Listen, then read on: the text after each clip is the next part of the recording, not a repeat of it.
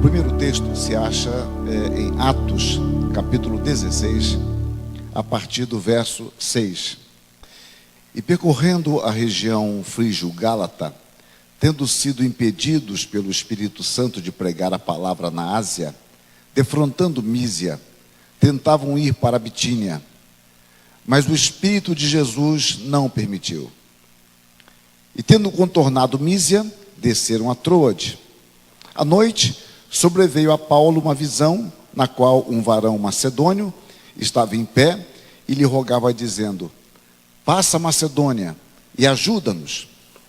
Assim que teve a visão, imediatamente procuramos partir para aquele destino, concluindo que Deus nos havia chamado para lhes anunciar o Evangelho.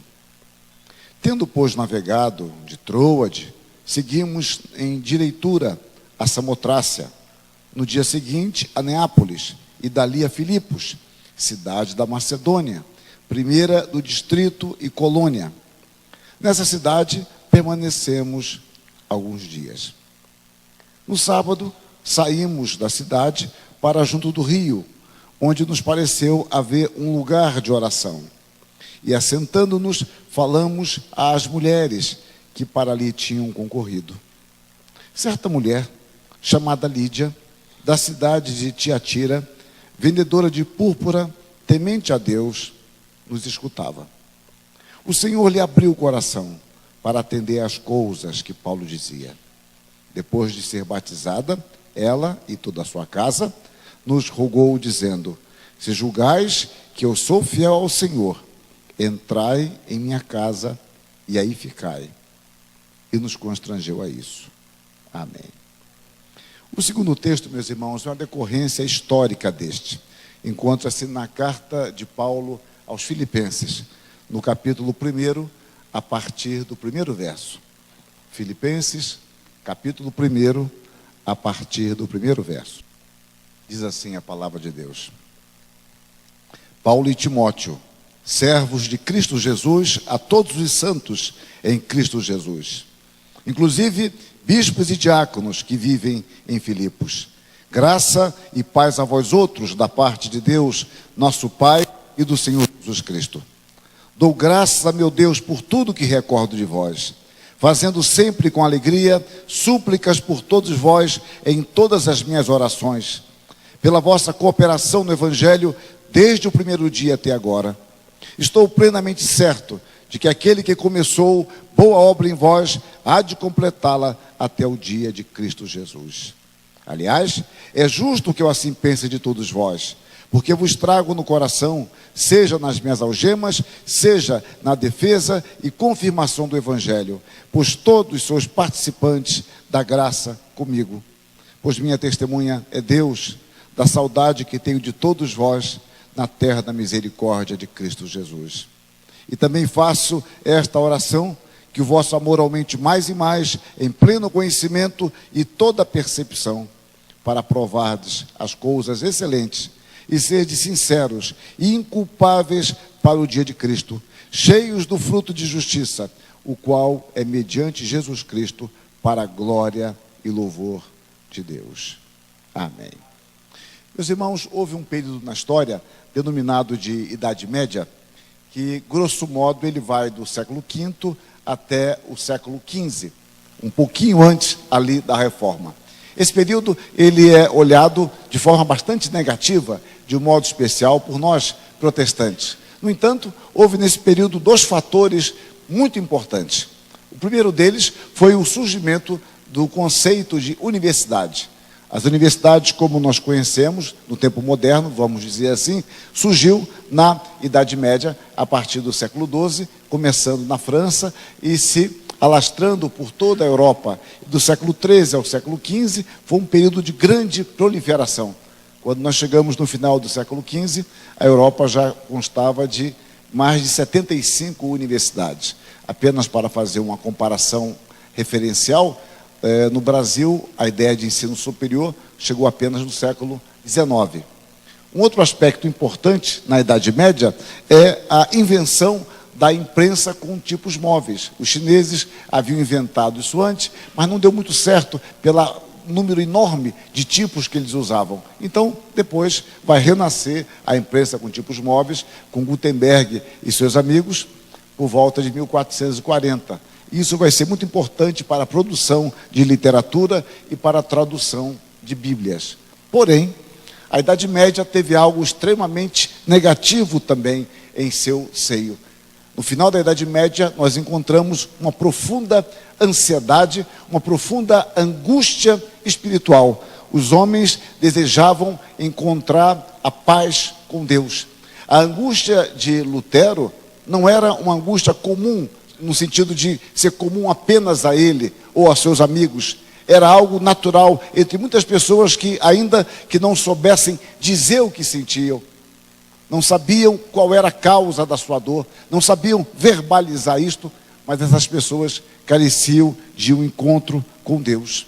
No entanto, meus irmãos, quando nós nos debruçamos sobre a palavra de Deus, encontramos uma declaração bastante eloquente de que o nosso Deus é um Deus presente, é um Deus que começa a sua obra e leva adiante. E o apóstolo Paulo, nesse texto, nos diz: estou plenamente certo de que aquele que começou a boa obra em vós há de completá-la até o dia de Cristo Jesus. Eu quero expor esses textos nesta noite sob esta perspectiva, a boa obra da salvação. E quando nós tornamos ao verso 6 da carta aos Filipenses, nós podemos observar que a boa obra da salvação é iniciada por Deus. É Deus quem inicia essa obra em nós. O apóstolo Paulo está preso. A igreja está sofrendo perseguição, mas ele está tranquilo quanto a isso. Ele sabe quem começou esta obra entre os filipenses, quem começou a obra no seu coração. E quando ele volta à história, ele olha a história, ele pode ter essa certeza cada vez maior. O próprio fato de como ele chega ali em Filipos para pregar o evangelho, é o Senhor mesmo quem o conduziu àquela cidade. Então, há uma direção histórica, o chamado de Deus. E há um chamado também interno. O apóstolo Paulo vai e prega a mensagem, mas é Deus quem aplica esta mensagem no coração do homem. Nós podemos fazer o que é chamado em teologia de um chamado externo, quando nós pregamos o evangelho, mas nós não podemos colocar esta mensagem no coração do homem. É Deus quem faz esta obra. E o registro da conversão de Lídia não é um caso qualquer, é um caso que ilustra a experiência de todos nós. E o texto nos diz assim, lá em Atos: no sábado saímos da cidade para junto do rio, onde nos pareceu haver um lugar de oração.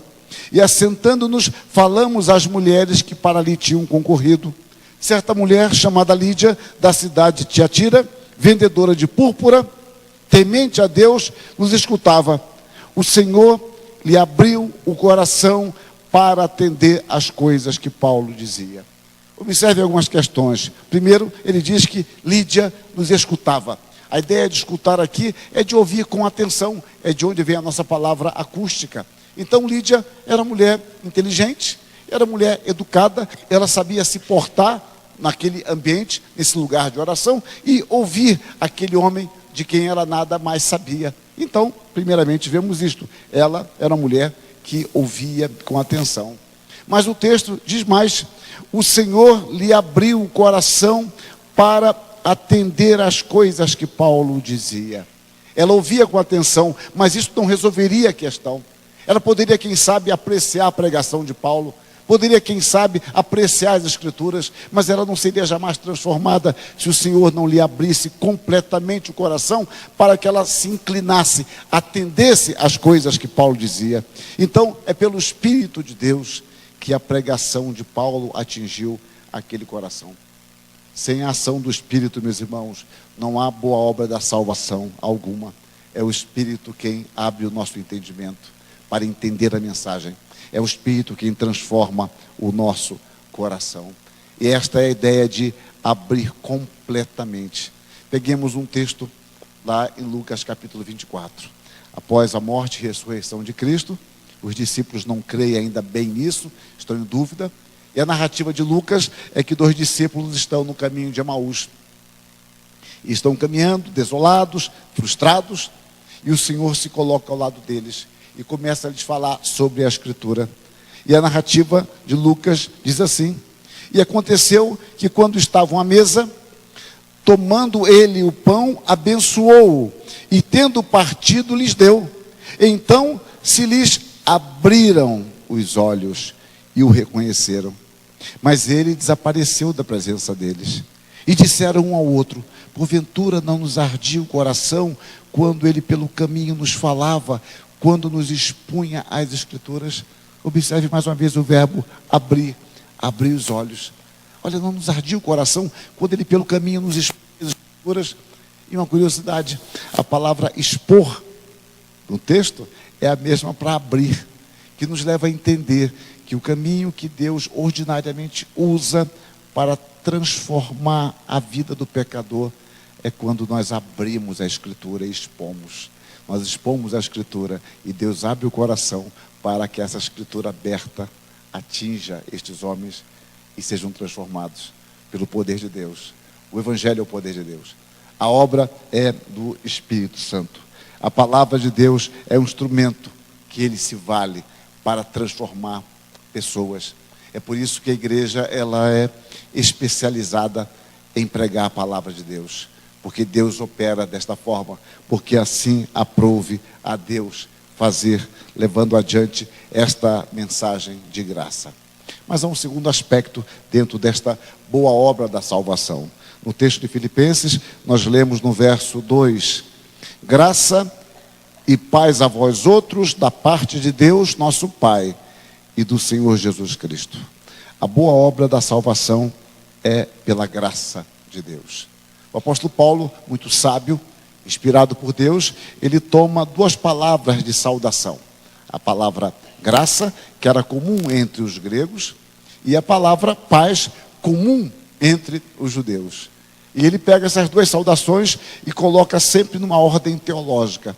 Paulo nunca inverte esta ordem. Ele nunca diz paz e graça. Nunca. Sempre é graça e paz. Ele pode colocar a palavra misericórdia no meio, mas ele nunca inverte. Por quê? Porque a paz, ela é resultado da graça de Deus. A questão nossa, meus irmãos, antes de conhecermos a Cristo, é que nós tínhamos rompido com Deus. Nós estávamos em guerra com Deus. Isaías 59 diz que nossos pecados fazem separação. Deus envia os seus profetas e os homens mataram, não quiseram ouvir a palavra. Então, nós não temos paz porque rompemos nossa relação com Deus. Então, a questão levantada pela reforma, da justificação pela graça mediante a fé, não é simplesmente de crer em ídolo ou não crer em ídolo, não é simplesmente do culto ter uma forma ou ter outra forma. A questão é muito mais séria. A primeira coisa é que nós declaramos que só podemos voltar a ter uma relação com Deus por meio de Cristo Jesus. A justificação é pela graça mediante a fé. E pela justificação nós encontramos paz com Deus. E este é o caminho que Deus usa para nos reconciliar. O hino que nós conhecemos tão bem nos fala: reconciliai-vos já. E esta é a mensagem de reconciliação. Quando o apóstolo Paulo se despede dos presbíteros de Éfeso, em Mileto, ele fala que passou anunciando o evangelho da graça de Deus. O escritor de Hebreus chama o evangelho chama o Espírito da graça. Por quê, meus irmãos? Porque o evangelho é que anuncia a obra de salvação. É o evangelho que anuncia a nossa carência, a nossa miséria espiritual, a nossa depravação, a nossa necessidade urgente de encontrar a paz com Deus. Todos foram e serão salvos pela graça. Este é o depoimento de Pedro. Pedro prega na casa de Cornélio. E aquilo era algo estranho anunciar aos gentios. Eles não haviam entendido bem ainda, os judeus, que a mensagem de salvação era para todos. E quando Pedro é chamado no concílio de Jerusalém, ele tem que se justificar, ele resume: mas cremos que fomos salvos pela graça do Senhor Jesus, como também aqueles o foram. O que ele está dizendo é o seguinte: nós fomos salvos pela graça, os gentios também foram salvos pela graça. Todos nós dependemos da graça de Deus. Todos, sem exceção. A obra é de Deus. A graça, meus irmãos, antecede a nossa fé. Não há mérito algum em nossa fé. Nós temos um hábito, é muito comum isso ao ser humano, mudar o nome da coisa. Nós pensamos que quando nós mudamos o nome da coisa, a coisa muda. Mas não muda, não muda. Quando nós mudamos o nome, a nossa relação com a coisa é que muda. Deixa eu citar um exemplo bem simples, os mais jovens talvez não alcancem. Quando eu era criança, era comum naquela época, nós tomarmos algo saboroso chamado óleo de fígado de bacalhau. Emulsão Scott. Eu gostava do Fontoura lá, alguma coisa Fontoura. Quem tomou sabe, né? Muito bem. Bom, então, Beltrão de Fontoura, beleza aquilo. Mas o Emulsão Scott, não. E a sua mãe sempre diz que aquilo ali é bom. Ela, isso é muito bom. E você fala, minha mãe me ama. Se ela me ama, ela quer meu bem. Se ela está dizendo que é bom, logo é bom. Você toma, é ruim. É que ela está falando no outro nível. Isso gera uma crise existencial profunda em minha alma. Porque minha mãe está dizendo que é bom para a saúde, mas ela não disse que é bom para dar. Como eu não sei distinguir essas duas questões de bom, eu acho que ela está dizendo que bom é bom para dar. Então, minha mãe está me enganando. Mas quando minha mãe diz que aquilo é bom e eu olho para a emulsão Scott como bom, não torna o sabor agradável. Eu apenas vou iludido para aquela colher com os olhos famintos. E depois eu descubro que não é bom. Então, quando você muda o nome, você não muda a coisa. Você pensa que vai dizer que uma coisa é boa e se ela é ruim, ela continua sendo ruim. Nós não cremos em mantras espirituais, que ficamos repetindo coisas, isso é bom, isso é bom, isso é bom, e continua sendo ruim. Então, às vezes, nós mudamos o nome. Nós pensamos muitas vezes em fé como obra nossa. Então, nós falamos, olha, eu tenho muita fé. E quando você fala isso, você, na realidade, não está falando de uma fé bíblica, você está falando de obras, porque a fé é dom de Deus. Nós somos salvos não pela fé, nós somos salvos pela graça, mediante a fé. A graça é que gera a fé e sustenta a nossa fé. Não há mérito humano na fé, porque pela graça sois salvos, diz Paulo, mediante a fé. Isso não vem de vós, é dom de Deus. Num texto mais abrangente, o apóstolo Paulo diz a Timóteo que nos salvou e nos chamou com santa vocação, não segundo as nossas obras, mas conforme a sua própria determinação e graça, que nos foi dada em Cristo Jesus, antes dos tempos eternos. Então, a boa obra da salvação é iniciada por Deus. Ela é pela graça. E mais, aprendemos no texto que a boa obra da salvação é completada por Deus. Estou plenamente certo de que aquele que começou a boa obra em vós há de completá-la até o dia de Cristo. Por uma questão de planejamento, nós muitas vezes interrompemos coisas.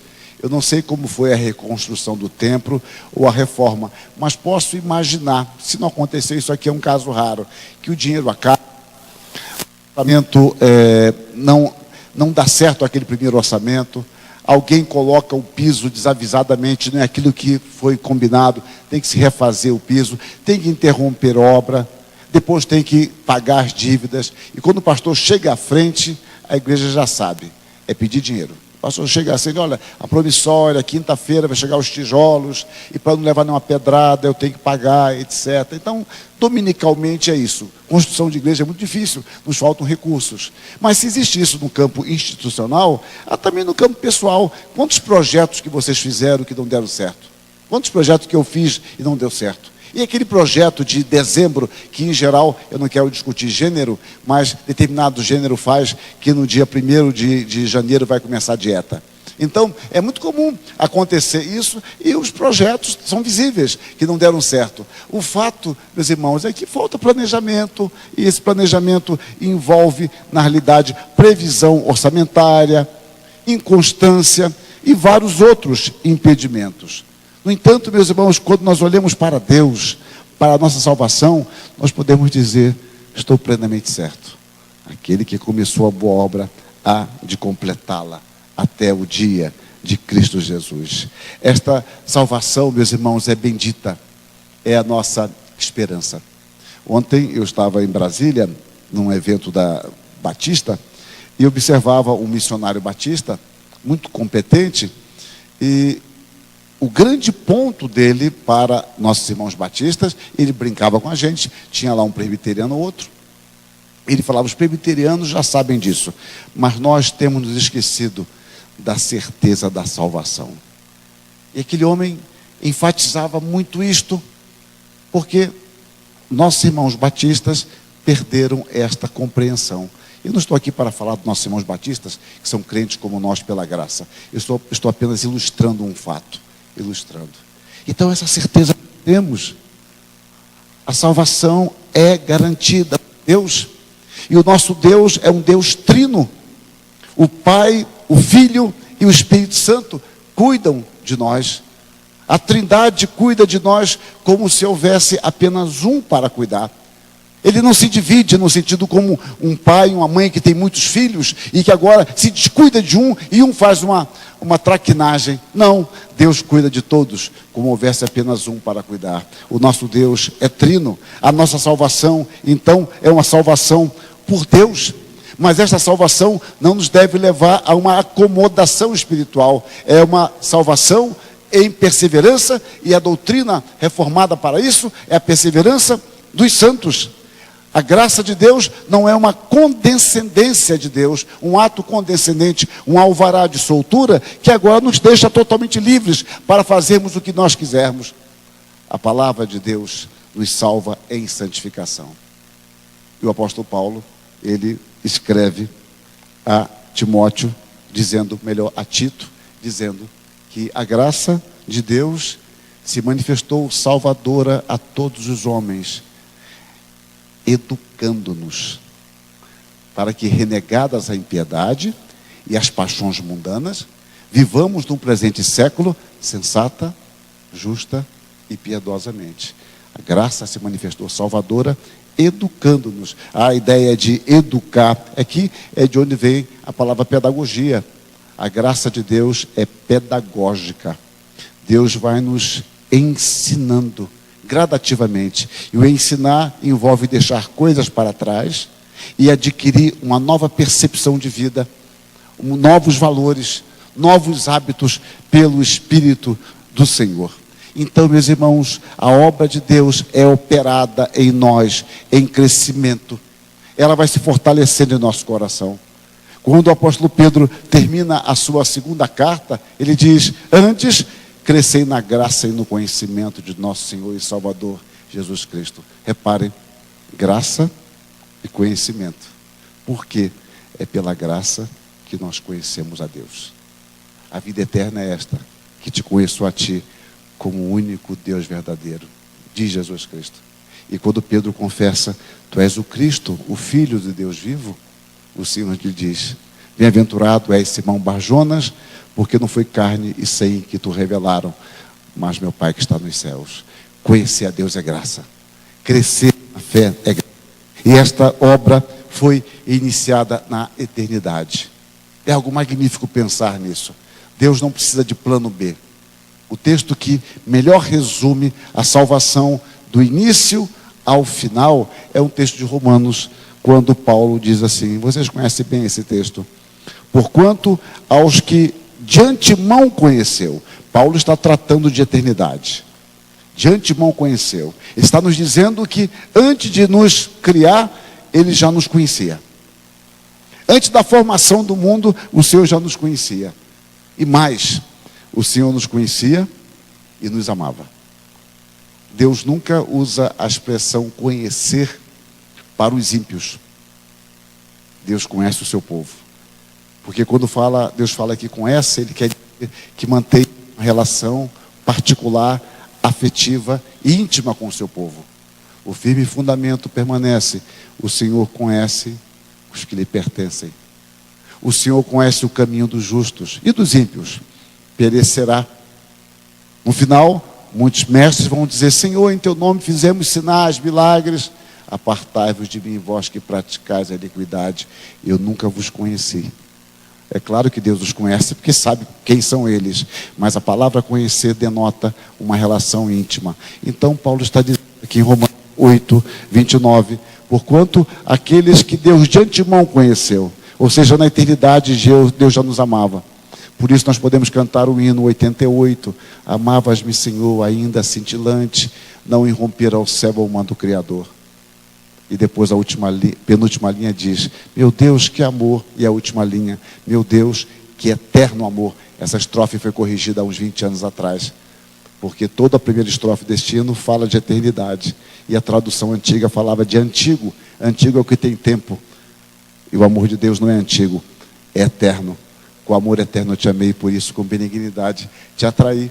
Percebam então, e Paulo continua, Deus já nos amava na eternidade. Aos que de antemão conheceu, também os predestinou para serem conformes à imagem do seu Filho, a que ele seja o primogênito entre muitos irmãos. E Paulo agora vai entrar no tempo. Ele diz, e aos que predestinou, volta à eternidade, a esses também chamou. Como foi o caso de Lídia. Aí vocês podem lembrar do hino 250. Ouvi o Salvador dizer, vem descansar em mim. Ouvir a Deus é graça. As minhas ovelhas ouvem a minha voz. Somente as ovelhas conseguem discernir esta voz. Então ele diz, aqueles que ele predestinou, ele chamou no tempo próprio para o meio do Evangelho. E ele continua. E aos que chamou, a esses também justificou. Ele nos declarou justos em Cristo, porque agora nós somos olhados por Cristo, através de Cristo. E o sangue de Cristo, de fato, nos purifica de todo o pecado. E Paulo continua dizendo, e aos que justificou, a esses também glorificou. Paulo volta à eternidade. A salvação é de eternidade a eternidade. Só que há um aspecto curioso. Paulo olha o futuro colocando como passado. Aos que justificou, a esses também glorificou. Mas nós não fomos glorificados ainda. Nós lutamos contra a carne, contra o pecado, contra o mundo, contra Satanás. Mas a promessa de Deus é tão certa que eu posso olhar para o futuro e me referir ao passado. Porque aquele que começou a boa obra há de completá-la. Então eu posso dizer, a glória futura já está garantida, porque é o Senhor quem a prometeu. Então, a salvação de Cristo, meus irmãos, é para o homem todo. Ele nos reconcilia com Deus. Ele nos leva a um crescimento espiritual e nos dá a certeza de que somos salvos para sempre. Eu quero concluir, meus irmãos, apresentando algumas implicações que eu estou chamando aqui de atitude dos salvos. Quais devem ser as nossas atitudes? Há várias, eu quero destacar algumas delas. A primeira que eu destaco é que devemos aprender a dar graças a Deus pelos nossos irmãos. Observem o verso 3 de Filipenses. Dou graças a meu Deus por tudo que recordo de vós. Paulo não recordava de tudo, mas tudo que ele recordava, ele dava graças. É importante nós aprendermos a recordar, não de tudo, mas de tudo que recordarmos, ser motivo de ação de graças. E o que Paulo recordava, ele dava graças. Precisamos mais aprender a interceder pelos nossos irmãos. A salvação envolve a intercessão.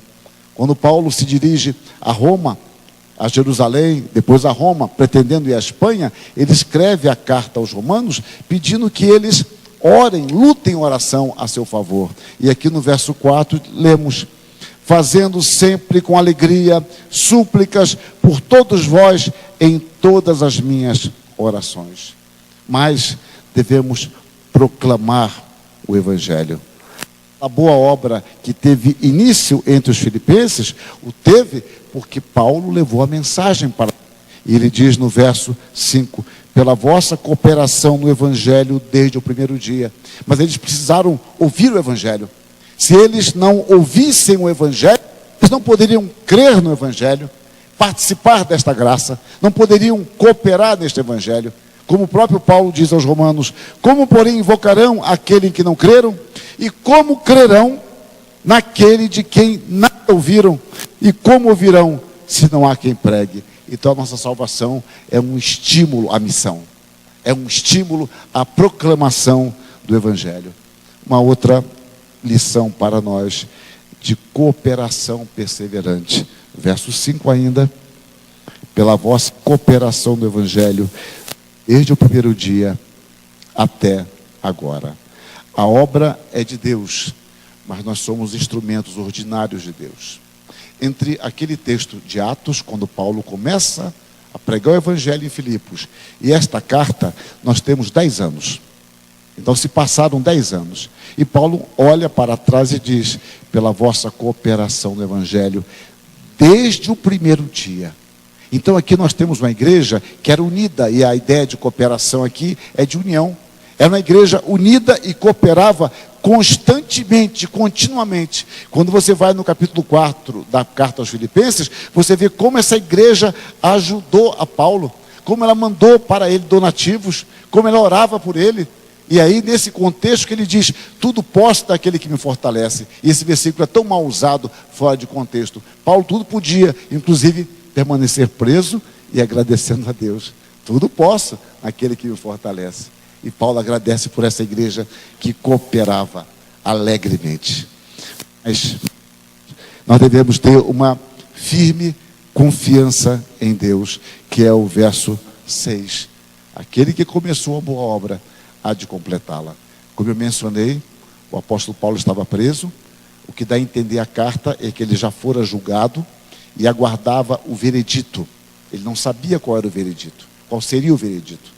No verso 29 do capítulo 1, fica muito claro que a igreja tinha a graça do padecimento. Ela estava sofrendo por causa de Cristo. No entanto, meus irmãos, continuar confiando em Deus. Isso é fundamental para nós, descansar nas promessas de Deus. E quando nós olhamos para a igreja, temos que, a despeito de nossa pecaminosidade, de nossas falhas, de nossa fé tão frágil muitas vezes, o Senhor é poderoso para cumprir a sua obra. E mais, o Senhor nos apresentará com exultação. O Pai confiou a igreja ao Filho. E o Filho cuida do seu rebanho. O Filho está nos santificando. Efésios 5 fala que Jesus Cristo se entregou para nos santificar. E Ele vai santificar esta igreja. Ele vai continuar operando nesta igreja até o final. E no final, Ele nos apresentará com alegria. E o controle de qualidade da igreja é o próprio Filho, que vai examinar a igreja e falar, olha, não tem nada. Agora eu posso apresentar ao Pai. E não haverá nenhuma mancha, nenhuma ruga, nem nódoa, nada.